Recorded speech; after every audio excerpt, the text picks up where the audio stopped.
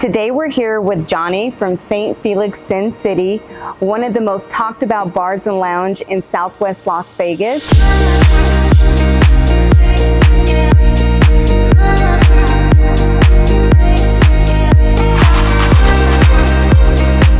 Johnny, thank you for joining us. Thank you so much for coming by. We're so excited to have you here. Yes, this bar is beautiful and we're excited to showcase it for you today. We really appreciate you coming by. You know, it's been a labor of love. We put all our blood, sweat, and tears into this design. I personally designed it and took a lot of inspirations from Las Vegas, from being here from a long time, from Hollywood, from traveling, and also my hometown, Cleveland. Sure. I think just being a touring musician, working in lifestyle marketing and brands, from top restaurants all the way to the Double Down Saloon and jumping on top of the pool table.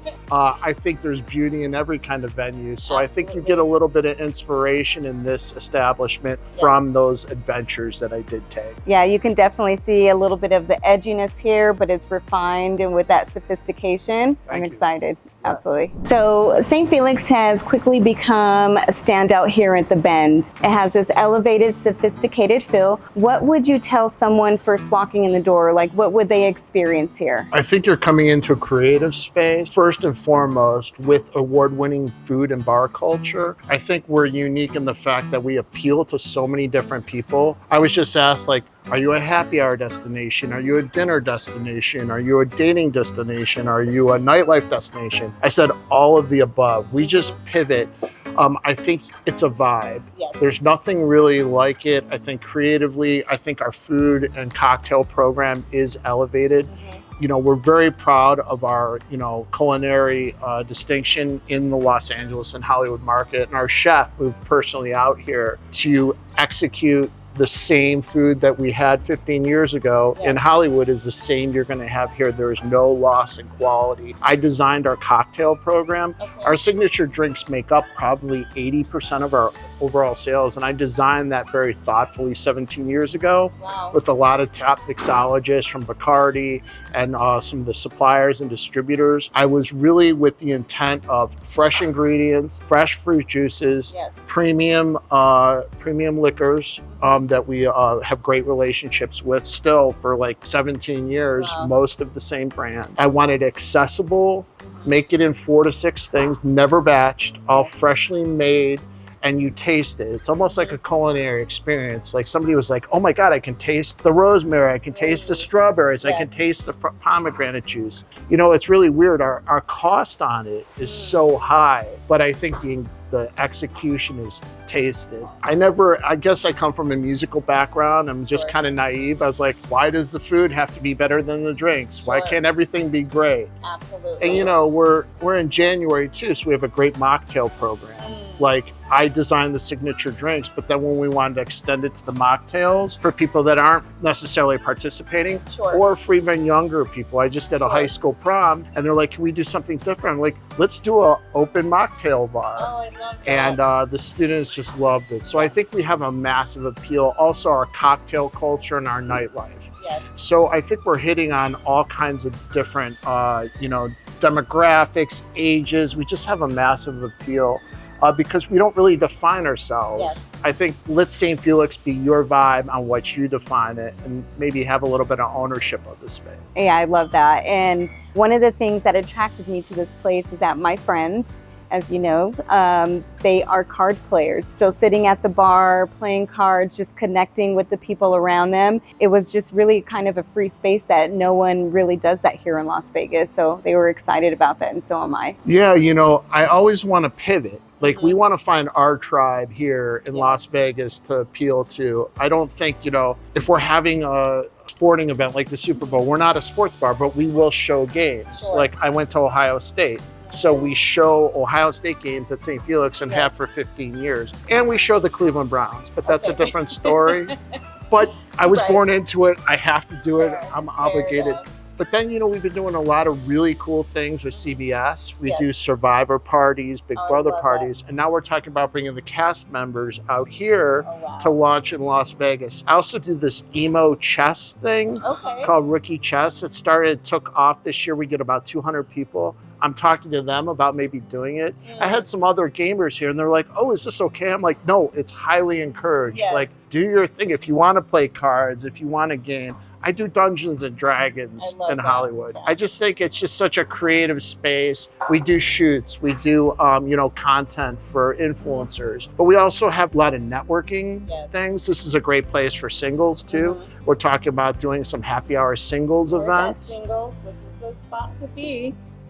So many people have met, gotten married, or had long-term relationships on so many levels that we've done weddings and receptions. Wow. I love that. And selfless plug for me, I'm a huge fan of Amazing Race. So if you guys do something here, I will actually absolutely be here. Also Survivor and Big Brother, those are my things. Well, we're friends with a couple of the cast members, and we have been, Wendell and Bryce, and they do them across the country. And I said, why isn't Las Vegas on here? Let's bring it here. And he goes, we've had requests. So I'm really excited going into the new year, trying to bring that energy in, but also really cater to the community. We don't want to be visitors. We want to be involved. We want to be an integral part of it. We do a lot with nonprofits in LA and Hollywood.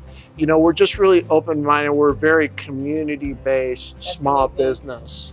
There's a lot of it. Yeah, and that's what's needed here in Las Vegas. We're definitely changing, although we're sports and entertainment capital of the world, but we have this amazing local vibe and culture that is cultivating and bringing a sense of community here. And I'm so happy you guys are, standing on it and bringing that as a part of the community. I think that's the secret of our longevity in Hollywood. I always joke, like, we've had the plague, we've had the floods, we had the fires last year. I'm like, when are the locusts coming? Right. But I think what happens for us is that, we try to cater the community, engage, have the community define what our part is as the tapestry of the background that makes this community great. I also think that there's so many very cool, interesting things, and that's what led us to the Southwest. We had talked years ago about doing something on the Strip, and the Strip has so many great assets. Also downtown, there's so many great venues. And like I've said, I've played a bunch. I've done events at the old Hard Rock, now the Virgin. I have friends that work on the Strip, some of our staff do. I just think the Southwest was exciting because it's kind of like uncharted territory. It's an emerging community that's starting to get its destinations, but it's defined by the community versus, it's not necessarily tourists. But like when we did a big Cleveland Browns Raiders event, tourists came over here because it's 15 minutes away. But this is more of a community feel, and we really wanted to be part of that because that's kind of where we thrive. I think just being so engaged, and people know they can come back to us. Right. And that speaks volumes that tourists are in Las Vegas want to come to a local place too. So I think people know us at this point. We do A-list film wrap parties. We did the NFL Players Association with the first round draft picks, and just so many different events, but we just come out very unpretentious. So I think that the community knows they can come in and access our venue. And, also we give people a lot of space, and it's a safe place too. Like we had Zendaya come in and, we were very, conscious of her privacy, her having a good time. No photos. She's here for her assistant now production partner's birthday.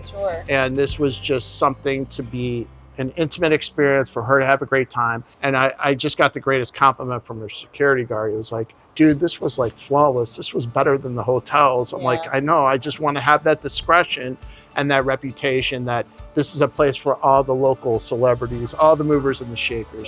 But also, we don't just cater to A-list celebrities. We cater to successful business people. Like when we met our friend Steve, and such a great guy, and just such a great conversation, growing out, engaging, connecting. It was very inspiring, And I think that, we want to have a Steve, but we also want a young creative, aspiring, either a professional business person or someone in the arts. So when we even do our pricing tiers, we have things on the baller level. We also have for the struggling artists, because me and my business partner, we're struggling artists. So, we're not going to leave our roots. Yes. I love that. So every opening has its challenges and hurdles. So what did you do to overcome and bring a staple here in Las Vegas? I think, any kind of opening, there's going to be challenges, there's going to be expectations. I think it's really important that you get traction, you find your audience, you don't force things. And I think that as people come into our space, we're not just like broadcasting and getting, I call it the Groupon crowd, that just are followers. We want that stickiness. We want those relationships. We want to know the people that come in by first name. We want our staff to have more of a neighborhood feel to this. I mean, it's obviously, a bit elevated in the atmosphere, but we don't want to have that pretentiousness. I always say it's like Hollywood glam without the, the Hollywood attitude. And, being from the Midwest, it's really important that those relationships have. I think that, we started right at the end during like Thanksgiving and the holidays, and, getting used to events that are epic here, like F1.